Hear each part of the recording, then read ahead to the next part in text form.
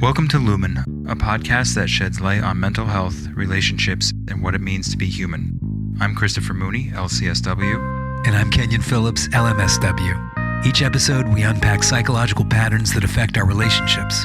No jargon, no judgment. Just thoughtful conversations to help you understand yourself and others a little more clearly. Kenyon, today we want to talk about gaslighting. Yes. Another widely overused psychological term. And misunderstood term. And misunderstood. So let's set the scene. Mm-hmm. Gaslighting is usually applied to like a slow burn dynamic. So we're talking about a situation with, usually it's like a long-term relationship. It can be with a partner. It can be with a boss or a supervisor. It can be with a parent. Mm-hmm. It can even be with a friend or sort of a frenemy. You start hearing a lot of lines that challenge your experience, your reality of something that happened. Lines like, oh, that never happened. Okay. Or you're too sensitive. Mm. Nobody else would take it that way. What's your problem? Yeah. You're just remembering it wrong.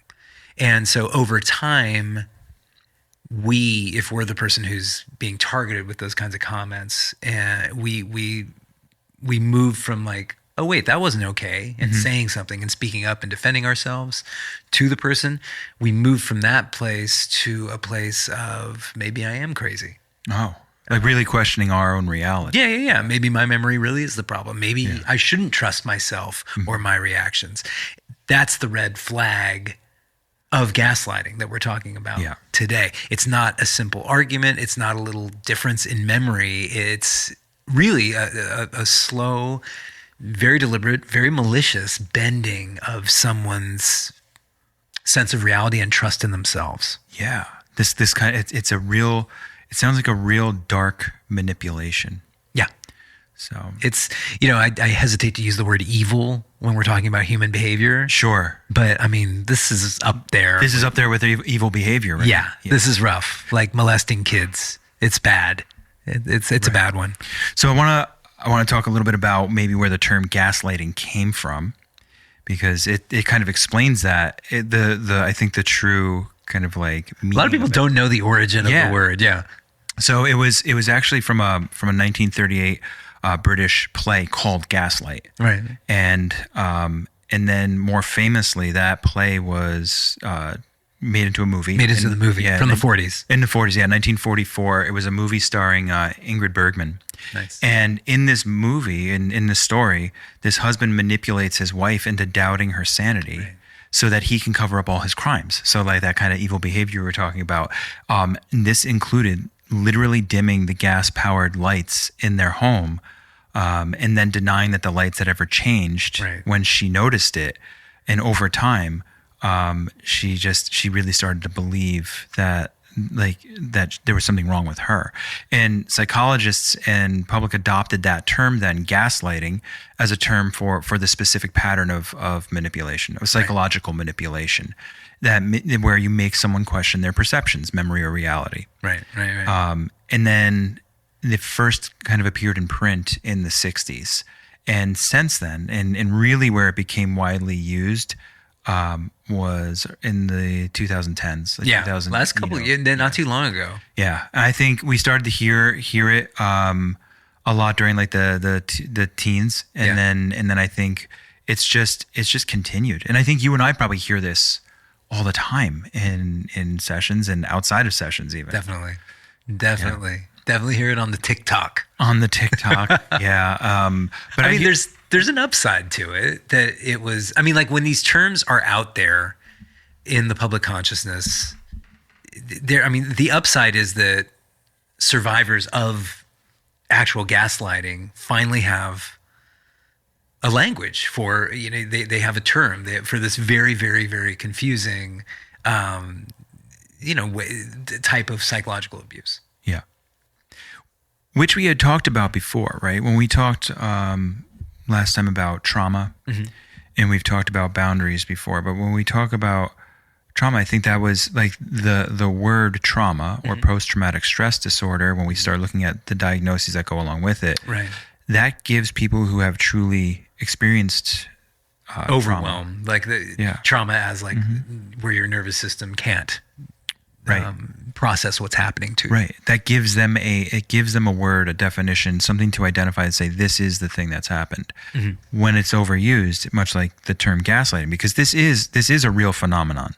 This is something people do this. That's right. This is something that happens. This is something that happens, in a lot of relationships, and a lot of, especially we see in a lot of domestic abuse relationships, and where things are happening. But when it becomes overused, the word loses its value, and the people that are truly experiencing it, it almost contributes even more to them questioning themselves, like, oh, is this really bad? Is this thing that I'm kind of experiencing in my relationship actually that toxic? Right. It can prompt people to sort of dismiss whatever the issue is. Yeah. And it also, like, for us to just sort of blanket any form of denial, defensiveness, or memory difference, or lying as gaslighting is severely problematic. Yeah. I think, and as you were saying, the reason gaslighting, that term stuck, I think it was a very simple kind of word for a very confusing experience. That because when we think about psychological abuse, and creating that self-doubt for somebody, that is a more complex version of abuse. Right. And I think it finally gave somebody a word they could hang on to. Right. Which is great. People felt overall less alone, and they could name what was happening. But the problem is it kind of created defensiveness, and I think could kind of create this dynamic with the other person of, you don't admit you're wrong, you're gaslighting me. Instead of saying you're wrong, right? It's like, well, you're gaslighting me. You're doing this thing, instead of just accepting accountability. Right. Yeah. And just to call somebody out on lying, I feel like, people don't do that as much ever since gaslighting became such a popular term. And there's a danger in that too, because it's not clear. Right. It's not. What does the term actually mean? So the term gaslighting, it's a sustained pattern of behavior that's meant to erode, like psychologically, it's a sustained pattern of behavior meant to erode your trust in your own perception. Right. And so that you start relying on the other person to tell you what's real. Exactly. So I just want to say that again. Gaslighting is a sustained pattern of behavior meant to erode your trust in your own perception, memory, and judgment, so that you start relying on the other person to tell you what's real. Exactly. And that is such a deep manipulation of trying to create a sense of dependence. Well, it's a little like codependency, right? Where it is, yeah.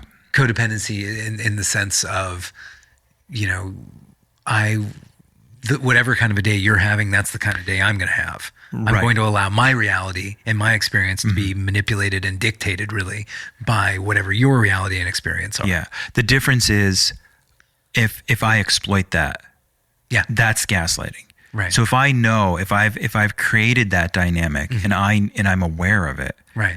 That is the difference between just like when we talk about codependency, and that's another good term to bring up, and in the way it's used and applied in treatment world. But if has a more malicious and conscious kind of behavior to it. Right. No, for sure. And so it's a pattern. Mm-hmm. It's not an incident. It doesn't happen once. It has to happen over time, again and again. Mm-hmm.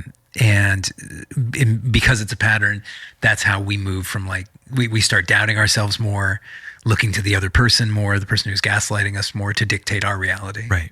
Okay. Well, because we have that doubt. So the more we doubt ourselves, then we're going to sit there kind of almost frozen, right? Like, what do I do? What do I do? And so we rely on the other person. Absolutely. Who's doing the gaslighting. Which leads to power and control. I mean, that is what gaslighting is, one person seeking power and control over a relationship or a system. Right. And we can see it, politically we see this every day. We have the president who goes out there and says, I didn't say that. Right. No, that's being manipulated. That's fake news. That is gaslighting. That is manipulation with the intent to mislead. Got it. Other people. And make you doubt yourself. Yeah. Make you doubt the system. And then you rely on, right, in that case, the president more. The truth, right? Or the version of the truth. Right. So that's how it works, like, as for an example, as a system, right? It creates doubt where we have to where we doubt the system. We don't believe what the system's doing. Right. And then we have to rely on this person who has malicious intent, very malicious intent. The way it works in a relationship is like we were saying, like, I'm going to, if I know that if I can create doubt for you in anything that we're talking about in our relationship, or if there's just a disagreement in the home, then it makes you more reliant on me. I never told you about that. Yeah. I didn't say that about, like, you, or I told you, I did tell you to do this. I told you were supposed to pay that bill. Why didn't you pay the electric bill? It could be as simple as that. And that's the really toxic part of that, right, is gaslighting can be used at such a low, like, kind of like covert level that people don't even realize it's happening. It's not just about disagreements, though. No. Right. Well, it's like you can expand it to all lying with the goal of making you stop trusting yourself. Right. So anything under that sort of umbrella, which can be pretty broad. Yeah.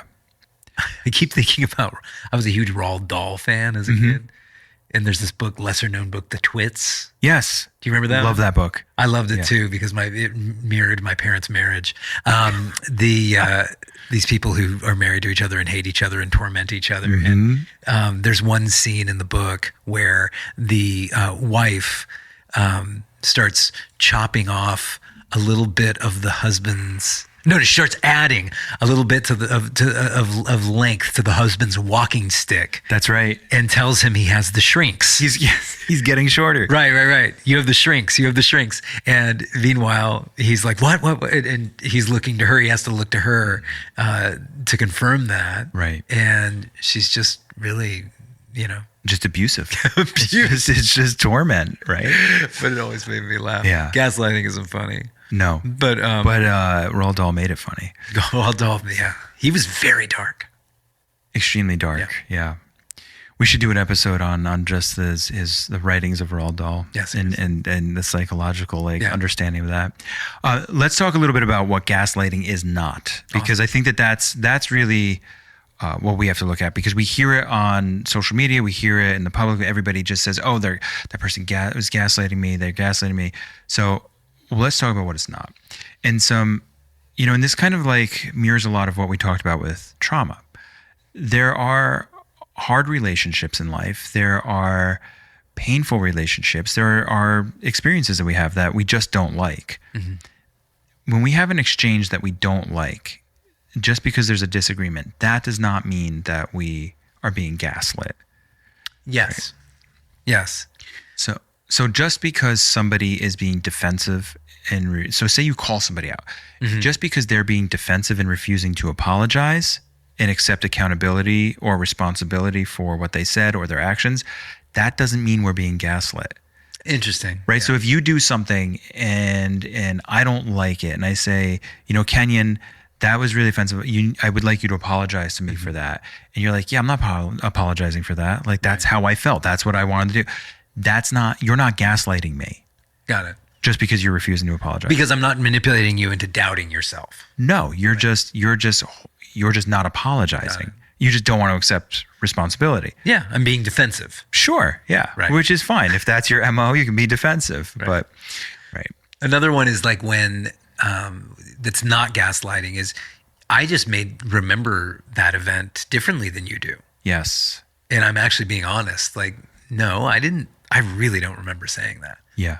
That happens a lot with in my marriage where my wife will say, you were yelling and I'll be like, I really don't have that memory. That's not my memory. Yeah. And she'd be like, well, that's my memory. Mm-hmm. And which isn't wrong. No. Neither of you are wrong there. So here's the issue, is that human recall and memory is actually really not accurate. Right. That's why, like, when we look at like eyewitness testimony in courts, and memory recall of events and like big events, it immediately becomes distorted. Right. And it becomes distorted because the way that we remember things is by recreating the event in our mind. We don't actually pull the image off the shelf and the memory. It's not just baked already. No, it's not a photo book where you like open it and go, oh, here it is with all the senses. Right. It's you're leafing through and saying, well, actually, on April 4th, I did not raise my voice here. There was no picture of me yelling. Right. You recreate the memory of that time. You recreate it in your brain every time you work on recall. This is why trauma continues for people. When they remember a traumatic event, they're recreating the scenario and they're being re-traumatized each time. That's why it's an important distinction. Yeah, you're making everything. Your brain is making everything to order, almost like a cook. It is, yes. You're pulling more senses in, smells, sights, sounds, what your body felt at the time. So each person has a different experience. And then what happens, because we're all different that way, you are going to recall a similar event differently than I'm going to recall it. Right. And that's what happens. And then 3 weeks from now, if we both have to go recall that same event, I mean, like, yeah, Kenyon, you were yelling and you were like super intense and like all amped up. And that might not have been the case. Right. It was probably somewhere in between both of our experiences. Exactly. And that's that's an important point to make. Yeah. And there are plenty of situations, I think, conflicts where both parties feel misunderstood. Absolutely. But that doesn't necessarily mean it's gaslighting, because I'm not trying to manipulate you. You're not trying to manipulate me. You're just saying, hey, this is how I remember it. You're not hearing me. You're not understanding me. Yeah. So there's ways to reference that. So when we think gaslighting's happening, it's important to actually relabel the thing so we can the experience. So we look at it so you're being defensive, right? Stop lying to me. Yeah. We remember this differently. I feel dismissed or not believed. Right. So we can talk more about what the feeling is and what the exchange is going on in the relationship, rather than just saying you're gaslighting me. Right. We can't just dismiss it with this label that isn't even appropriate to the experience. Exactly. Different problems, different conflicts, issues between people that are going to arise in these long-term relationships, especially, need precise language and names. Yeah. And I think that's our point. It's like, we're not trying to be pedantic. We're not trying to put too much of an emphasis on word choice, but people dismiss semantics. But if we call everything gaslighting, it's harder to know not only what it actually is, but like how to handle it. Yeah. What to do. What am I going to do next? That's right. It really clouds any direction or any ability to move forward. Right. Or as we talked, to have that relationship, right? When we talked about boundaries, let's think of it this way. Gaslighting is kind of that, it's closing the window. Yeah. When I talked about having the screen. The screen to kind of let that fresh air in, wave to your neighbor and say, hey, what's going on? But they can't put their hand through your window. Right. Because the screen's there. And we don't have to give them cookies. Right. Gaslighting is closing the window. If I say you're gaslighting me, that's what's happening. Yeah. We're shutting down any ability to kind of like, we're shutting down any ability for any corrective action to take place. It would be much better if I said, Kenyon, I'm actually feeling a little disrespected by you right now. And maybe we could talk about that. Yeah. But that takes a lot of work too. It does. But it's amazing how disarming that language is. Yeah. Like to say, hey, Kenyon, I'm feeling I'm feeling disrespected right now, as opposed to stop disrespecting me. Why are you disrespecting me? Right. I think part of the reason we reach for this word too, and it shuts down that conversation, because generally people don't like conflict, and it's conflict, right? I think conflict kind of gets blown up into this idea that it has to be like some big fight.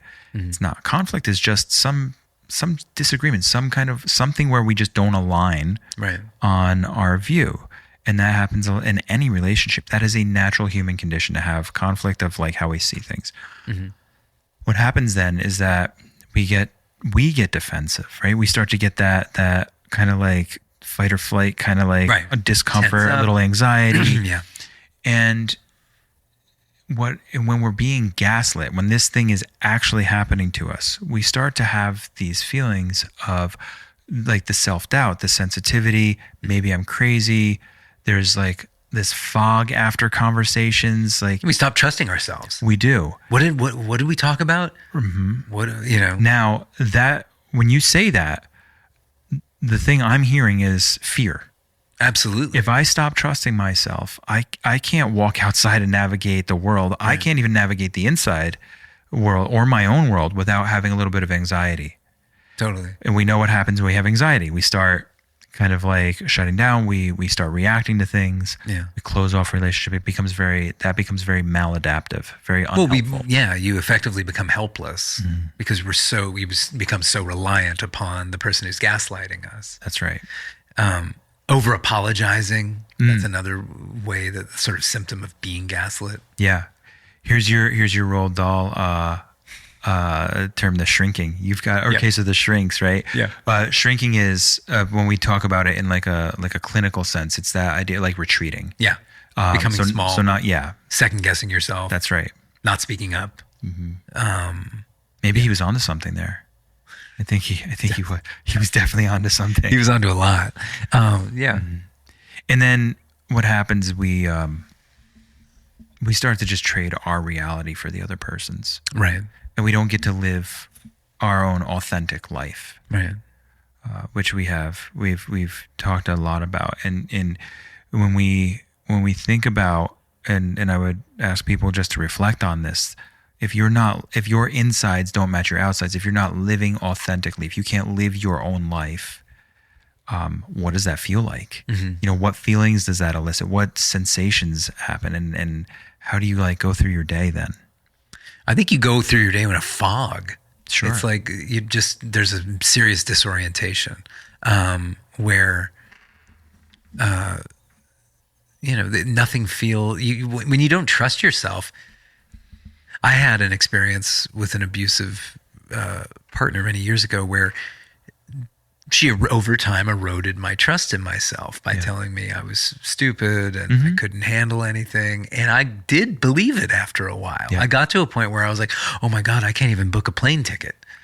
Without this person doing it for me or telling me how to do it.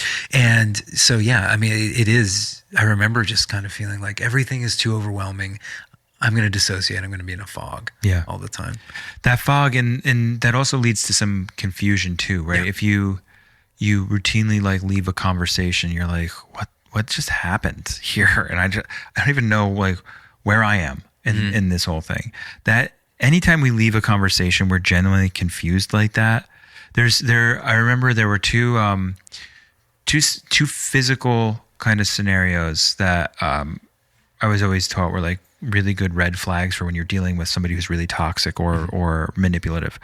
One is that if you leave the conversation or any conversation with them, and you're always like, wait, what just happened? Where am I? Like, you feel like you kind of got like run around. Right. And the other one is, and if people think about this, if you've run across people like this in your life, you get that chill, like the hair on the back of your neck kind of stands up, or you're just like that. Trust that we still have really good sensory kind sensory warning signs. Yeah, instincts body. We sometimes call it.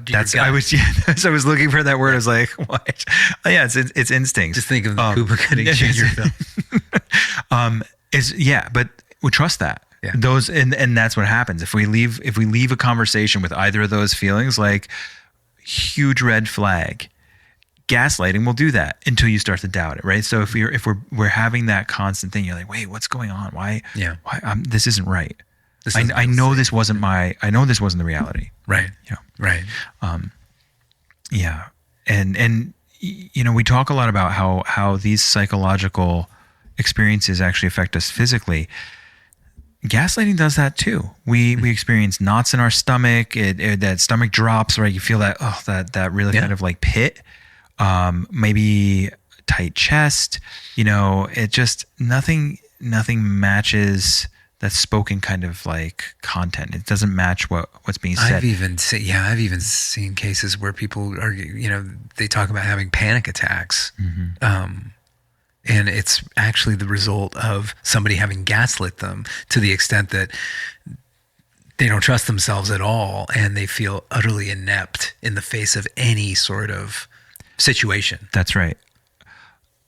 Including, I'm going to be painted this way. Yeah. I'm going to, after this conversation, I'm going to still be sitting here holding the bag, basically. And you're going to think of me negatively. And then everybody else is going to think of me that way. Look, this is how I look now. This is how I have to walk through the world. Right. This is how I appear to your family. Right. This is how I appear to my colleagues at work. Yeah.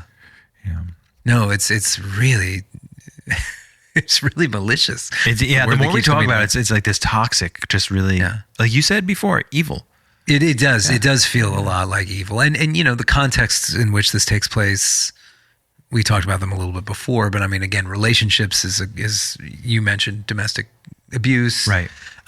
Families where you'll see this with like a family, parents who've abused the child, and then the child actually confronts them, and the parents saying, "What are you talking about? You had the most amazing childhood. Right. We gave you everything. You're just really ungrateful. Yeah. You're just really, really, really selfish." By the way, it can be even more kind of like toned down from that. Yeah. I don't think those in relationships and in family, it might not even be at an abusive level. It might just be a little, maybe there's some neglect. Right. In relationships, maybe it's just somebody who just does not ever want to take accountability. Yes. And so they're just going to constantly put it on the other person. Right. Which is abusive on a spectrum of like things that we shouldn't be doing to other human beings. Right. But and so we could see it like that. There's that when we talked about trauma, we had single event kind of like markers, and then we had that complex trauma. The complex, which is that low level consistent stuff. Consistent, low level. It doesn't look on the outside. It may not look that bad. Right. It's not as obvious as like single incident trauma, but it's really taking its toll on our psyche. Yeah. But you're absolutely right. Anytime somebody is not taking accountability. So that can, in an office setting, in a work setting, can be, Oh yeah, what do we always? Oh, like these, like that doesn't happen here. We don't do those things here. That's not part of our work culture. Right. Which means you end up kind of like feeling like you're not part of the. You're othered. You're not part of the work culture. That doesn't happen here. That sort of denial. Yeah. You see it with. All the time when I'm working with SUD, with substance use disorders, and people who are in what we used to term active addiction, there's a lot of gaslighting, not only on the part of the person who's struggling with the disorder, right? Not only for them to gaslight others, but for them to gaslight themselves.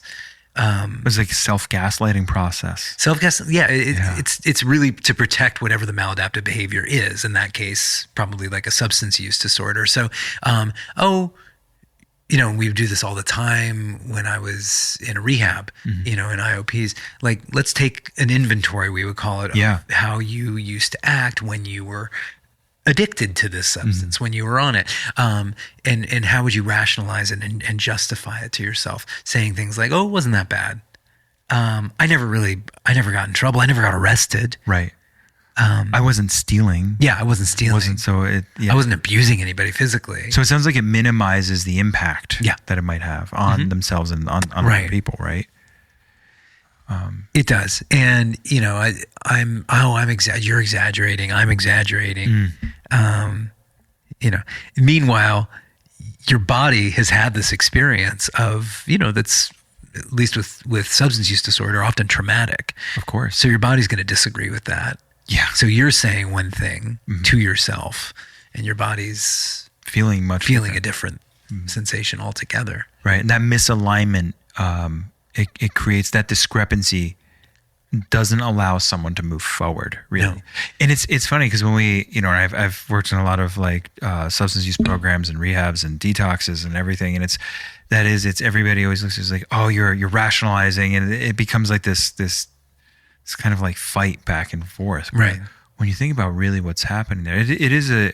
Can you explain what rationalization is, though? So rationalizing is kind of what we're talking about. Like it's like self gaslighting, I think, is kind of like not admitting. Yeah, we're not admitting that what's going on, or we're minimizing the damage that something or the negativity that something had, right?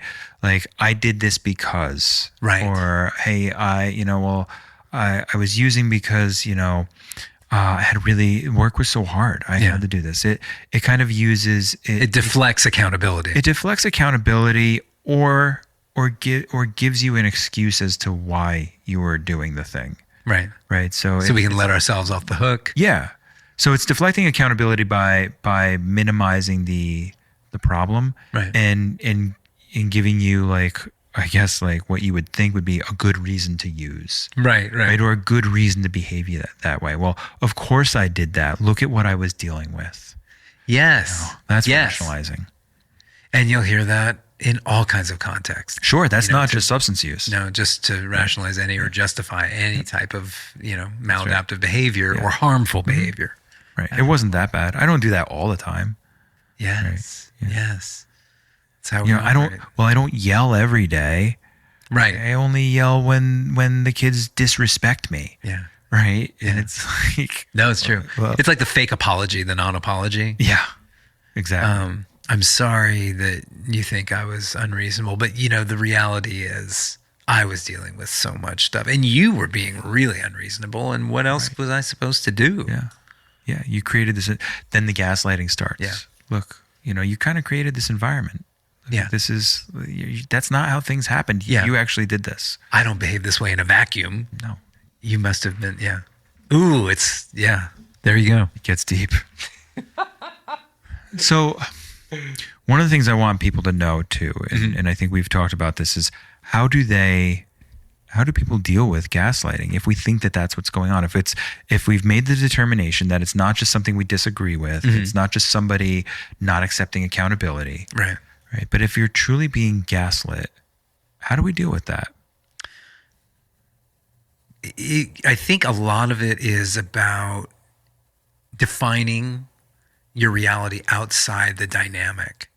So the dynamic, if you're in the context of whatever that long-term relationship is, where you're being gaslit or where you suspect that you're being gaslit, if you're within that context, you can't really trust anything. No. So here's an idea. Write down what happened. If there was a conflict, if there was something, like, write down the events as you remember them right away. Yeah. And then share the specifics of what happened with somebody you do trust, someone who's not within the bounds of that gaslighting long-term relationship. Hey, Chris, here's what this person said, and here's what I said, and here's how I felt about it. Yeah. And read it from your notes. That's what I mean. Like sharing it with you. Right. Because you're trusted. I tell people to do this in couples therapy all the time. And they're like, oh yeah, great. I'm going to get the score keep and I'm going to get to show you. Like, no. Let's be clear. We're not doing this to score keep. We're not doing this to prove the other person wrong. We're actually doing this to highlight the difference in experience. Right. And validate each other. Which is a really important distinction. Again, we're not doing it to score keep. We're not doing it to prove the other wrong, but we're doing it to test reality. And I think when we're looking at couples work and relationship work, a lot of that is, hey, listen, you experience it this way. I experience it this way. How are we going to come together in the middle somewhere to make the relationship continue to work? Absolutely. And so, but your suggestion on writing things down, journaling about it right away, before our brain starts clouding it, before all the other stuff starts spinning it into something else. Yeah. Grab your phone and just do a voice memo. Absolutely. Easy. Absolutely. And it records and it's there. And then look for patterns over time. Yeah. Like, okay, is this a one-off? If it's a one-off, doesn't mean it's right, doesn't mean it's okay, but that's different. Gaslighting is a pattern. Yes. So does something happening like 2 or 3 times make it a pattern, or is that still? Because I think I wonder if people are like, oh, it's a one-off one time, but then they did it like, months later or whatever it might be. If you're seeing something happen, say 3 times, and it's within a set period of time that's not too, spaced out, meaning it's happening, hey, within a month, this happens 3 times or more, then you're looking at a pattern. Okay. That's important. I think it's also I think we should also look at whether this is something that we have consistently seen since the beginning of the interaction with this person, or if it's just maybe something happened and it's a new pattern. So if it's a new pattern, we want to be really curious about it and say, hey, what's going on? Why is this thing suddenly happening? Good point. Why is this person acting this way? Why are they gaslighting me now when for 10 years that didn't happen? Yeah. No, for sure.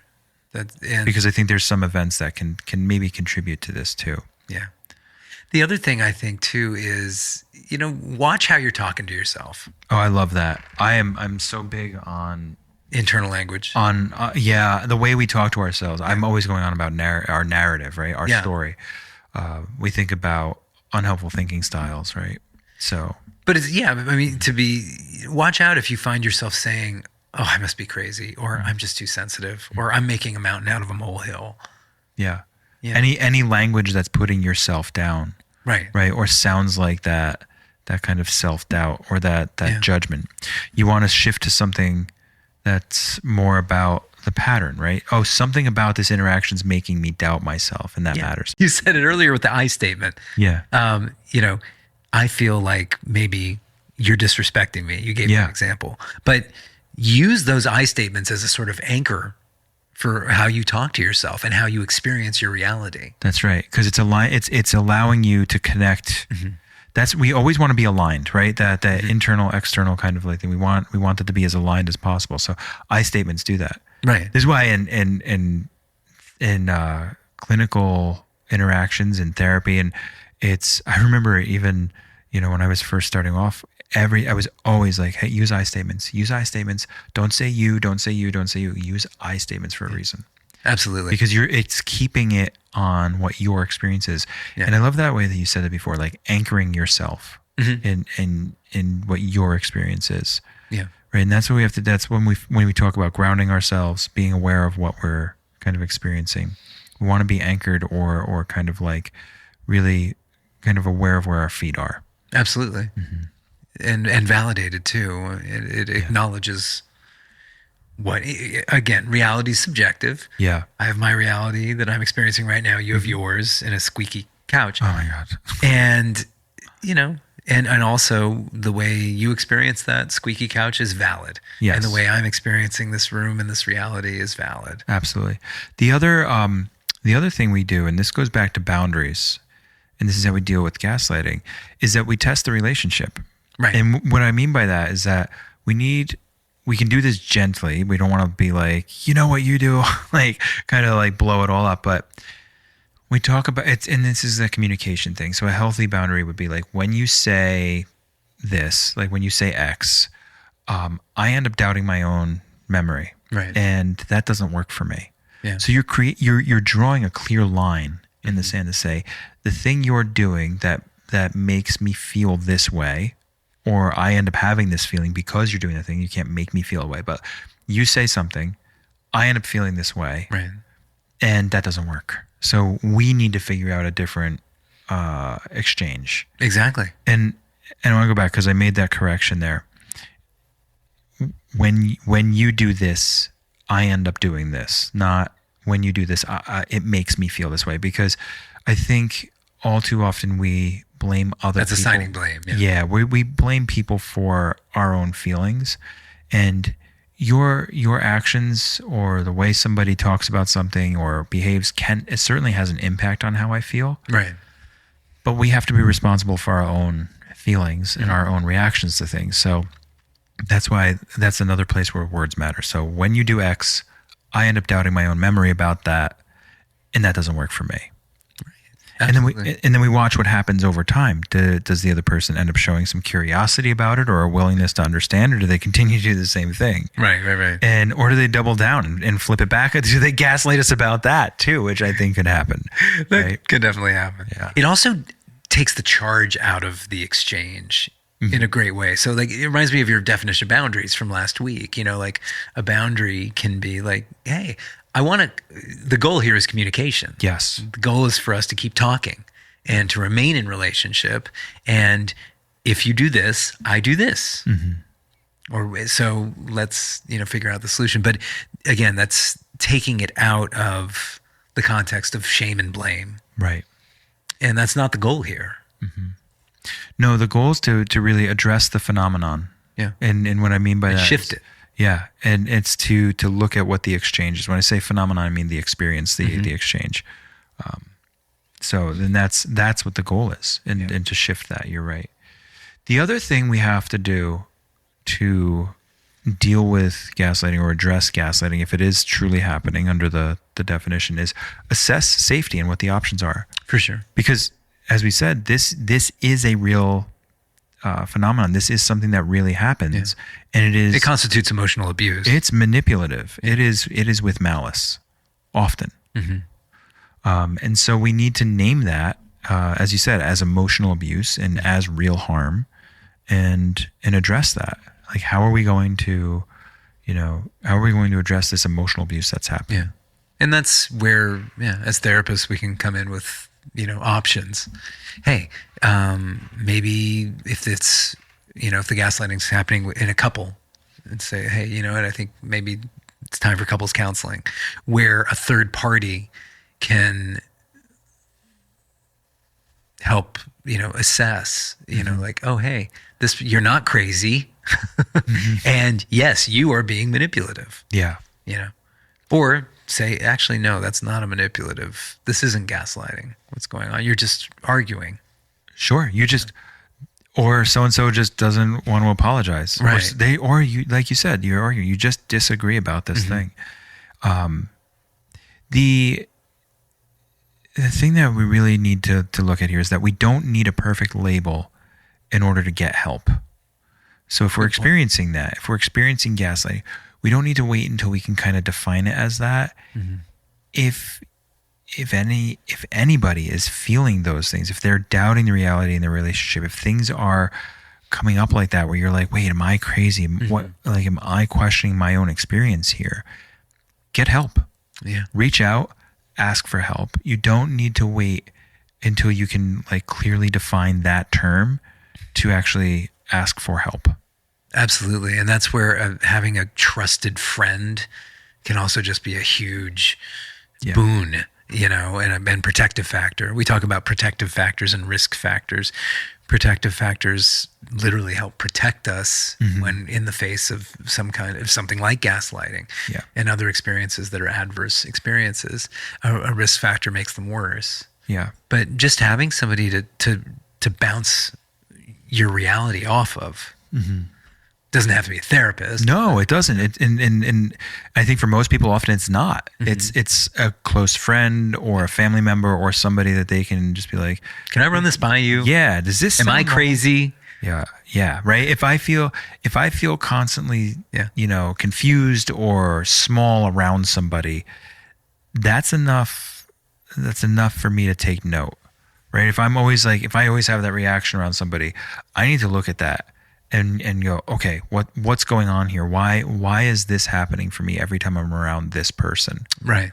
Look at the pattern. Absolutely. And the pattern isn't always their behavior that we notice first. The pattern can be our own gut, right? I told you before, notice when the hair on the back of your neck stands up. Notice when you get that sinking feeling in your gut when you're around a specific person. Our instinct, our intuition, we need to trust it enough to pay attention to it. Right. It's saying something's not right here. Anxiety is another one of those things. When we feel anxious, it's our brain's way of saying, hey, pay attention real quick.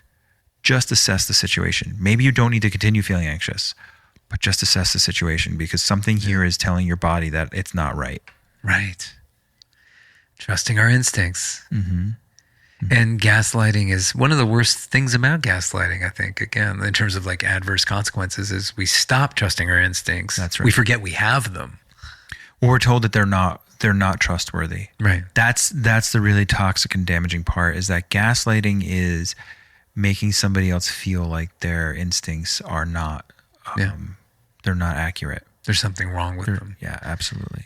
So in terms of being more precise with our language, for our listeners to be more precise with their language, this is not to invalidate pain or Absolutely suffering. You know, it is really painful when somebody is just being defensive sometimes, or, you know, refuses to acknowledge that they've lied. Yes. But gaslighting, maybe we should reserve for, you know, that specific quality where it's somebody lying and lying in such a way that to break down your trust in yourself. That's right. It was the same with boundaries, not kind of like applying it to everything. Right. It's the same with trauma. It devalues the word. And this is a real concern. This is why we are having these conversations about each one of these terms that we hear so frequently. Gaslighting is getting applied to every disagreement that somebody has. And you're right, we need to bring it back to that precision too. Gaslighting applies to an experience of being manipulated into not trusting yourself. Right.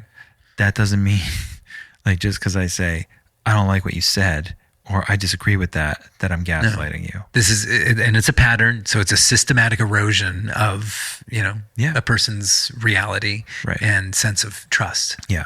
And so when we bring the precision back to it, when we start using it appropriately, we're actually starting to protect survivor experience. We're protecting the people who are really experiencing that level of manipulation and abuse, and it keeps the term from becoming backgroundized. It's a great term, and it's so cool that it came from like this you know, from a movie, from a play, and a movie, and became part of pop culture. I think it's just a wonderful explanation for the phenomenon that's happening. Right.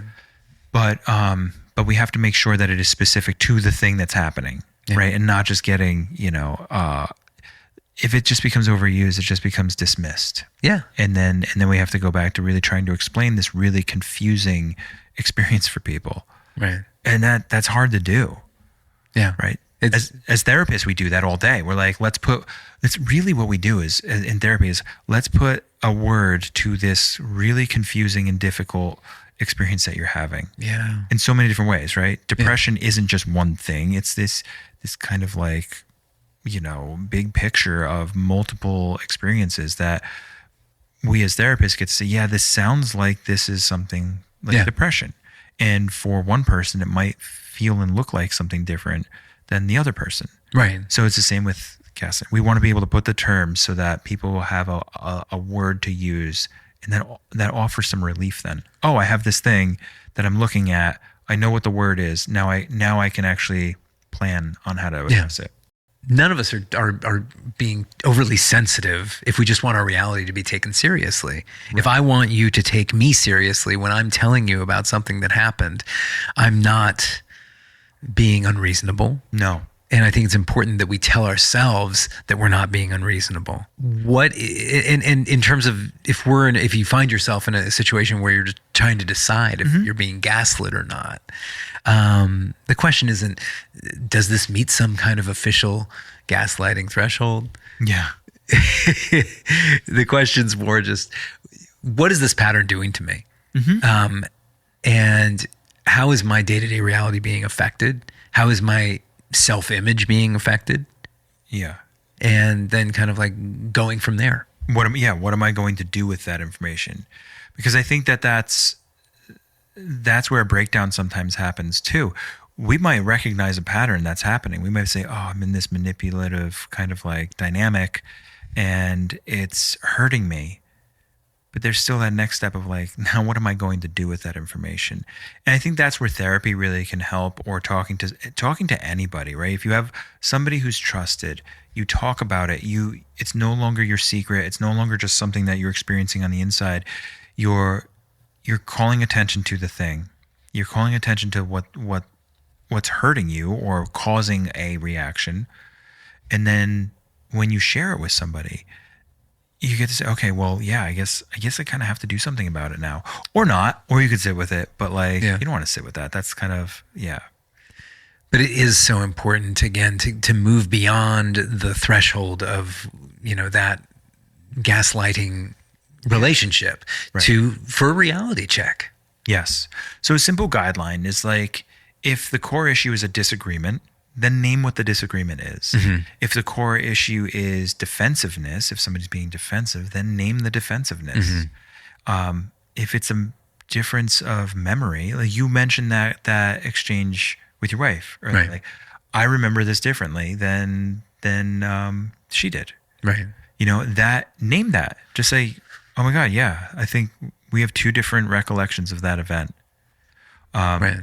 And if it is a systematic erosion of your reality over time, that's when it's gaslighting. It's not disagreement, defensiveness, or like difference of memory recall. Yeah, if I can look at you and say, oh my God, you've been trying for years to get me to doubt myself, right, and not believe anything I experience or feel or say. Yeah, that's the guideline, right? Those things.